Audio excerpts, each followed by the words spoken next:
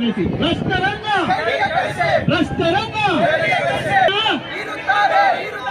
ಬಡವರ ರಕ್ತವನ್ನ ಧಿಕ್ಕಾರ ಧಿಕ್ಕಾರ ಧಿಕ್ಕಾರ ಧಿಕ್ಕಾರ. ಅಯ್ಯಯ್ಯೋ ಅಯ್ಯಯ್ಯೋ ಅಯ್ಯಯ್ಯೋ ನ್ಯಾಯ ಬೇಕು. ಧಿಕ್ಕಾರ ಧಿಕ್ಕಾರ ಧಿಕ್ಕಾರ ಧಿಕ್ಕಾರ ಧಿಕ್ಕಾರ ಧಿಕ್ಕಾರ ಧಿಕ್ಕಾರ. ನ್ಯಾಯ ಬೇಕು.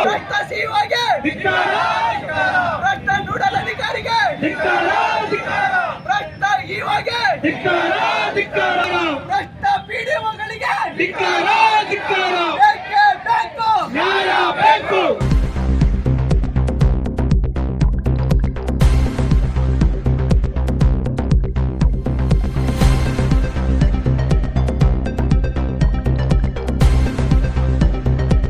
ಅಂದ್ರೆ ಸರಿಸುಮಾರು ರಾಯಚೂರು ಜಿಲ್ಲೆಯಲ್ಲಿ 15 ಕೋಟಿ ಅವ್ಯವಹಾರ ಆಗಿರುವುದನ್ನ ದಾಖಲಾತಿ ಸಮೇತ ನಾನು ಇವತ್ತು ಜಿಲ್ಲಾ ಪಂಚಾಯಿತಿ ಮುಂದೆ ಧರಣಿ ಮಾಡಲು ಬಂದಾಗ ಧರಣಿ ಮಾಡಬಾರ್ದು ಅಂತ ಹೇಳಿ ನಮ್ಮನ್ನ ಅಬ್ಸ್ಟ್ರಾಕ್ಟ್ ಮಾಡಿ ಇಲ್ಲಿ ಬಂದು ಕುಂಡಿಸಿದ್ದಾರೆ. ಬಟ್ ಪರವಾಗಿಲ್ಲ, ದಾಖಲಾತಿಗಳು ಮಾತಾಡುತ್ತೆ, ಕಂಪ್ಲೇಂಟ್ ಮಾತಾಡುತ್ತೆ, ನಮ್ಮ ಹೋರಾಟ ನಿರಂತರವಾಗಿರುತ್ತೆ. ಭ್ರಷ್ಟರನ್ನ ಬಟ್ಟೆ ಬಿಚ್ಚುವಂತಹ ಕೆಲಸ ನಾವು ಮಾಡೇ ಮಾಡ್ತೀವಿ.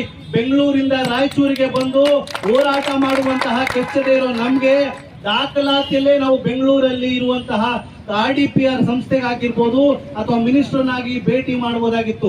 ಆದ್ರೆ ರಾಯಚೂರು ಜಿಲ್ಲೆಯ ಜನಗಳಿಗೆ ಗೊತ್ತಾಗಬೇಕಾಗಿತ್ತು ಇವು ನಿಮ್ಮ ಜಿಲ್ಲೆಯಲ್ಲಿ ಎಷ್ಟರ ಮಟ್ಟಿಗೆ ಭ್ರಷ್ಟಾಚಾರ ಆಗ್ತಿದೆ, ನೀವು ಅಮಾಯಕರು ಹೆಂಗೆ ಕಣ್ಮುಂದ್ಕೊಂಡು ಕುಂತಿದ್ದೀರಿ, ಇಲ್ಲಿರುವಂತಹ ZP CEO ಏನೋ ತಲೆಯಲ್ಲಿ ಕೆಲಸ ಮಾಡ್ತಾ ಇದಾರ ಅಥವಾ ಬಂದು ಅಟೆಂಡೆನ್ಸ್ ಹಾಕಿ ಹೋಗ್ತಾ ಇದಾರ ಅಂತ ಹೇಳ್ಬೇಕಾಗಿತ್ತು. ಅಂಡ್ ಭ್ರಷ್ಟ ಇಒಗಳು ಎಲ್ಲರೂ ಭ್ರಷ್ಟಗಳೇ. ಎಷ್ಟು ಅಚ್ಚುಕಟ್ಟಾಗಿ ಮಾಡಿದ್ದಾರೆ ಅಂದ್ರೆ ಓಪನ್ ಡಾಕ್ಯುಮೆಂಟ್ ತರ ಮುಕ್ತವಾಗಿ ಭ್ರಷ್ಟಾಚಾರ ಮಾಡಿದ್ದಾರೆ.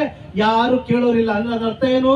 ZP CEO ಕಮಿಷನ್ ಹೋಗ್ತಾ ಇದೆಯಾ, ಅದರಲ್ಲಿ ಇಒಗಳು ಅಂದ್ರೆ ಅಸಿಸ್ಟೆಂಟ್ ಡೈರೆಕ್ಟರ್ AD, ಆಮೇಲೆ ಎಲ್ಲಾ ಪಂಚಾಯಿತಿಯ PDOಗಳು ಇವತ್ತು ಎಷ್ಟೋ ಜನ 4 ರಿಂದ 5 ಗ್ರೇಡ್ ಟು ಸೆಕ್ರೆಟರಿಗಳನ್ನ, ಕಾರ್ಯದರ್ಶಿಗಳನ್ನ PDOಗಳಾಗಿ ಮಾಡಿ ಕುಂಡಿಸಿದ್ದಾರೆ.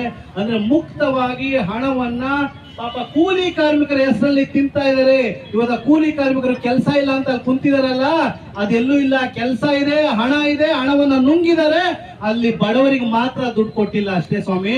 ಸೊ ಹಾಗಾಗಿ ಅವ್ರ ಪರವಾಗಿ ನಾವು ಹೋರಾಟ ಮಾಡ್ತಾ ಇದ್ದೀವಿ.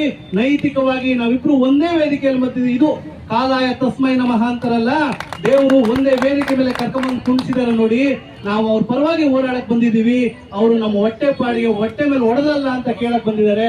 ಸೊ ಹಾಗಾಗಿ ನಮ್ಮ ಒಂದು ಹೋರಾಟ NMR ಅಲ್ಲಿ ಆಗಿರುವಂತಹ ಹಗರಣಗಳ ಮೇಲೆ ತನಿಖೆ ಮಾಡಿ ರಿಕವರಿ ದುಡ್ಡು ಮಾಡಬೇಕು, ಹಾಗೂ ಅದರ ಜೊತೆಯಲ್ಲಿ ಅವರನ್ನ ಕ್ರಿಮಿನಲ್ ಮೊಕದ್ದಮೆ ಹಾಕಿ ಸಸ್ಪೆಂಡ್ ಮಾಡಬೇಕು ಅಂತ.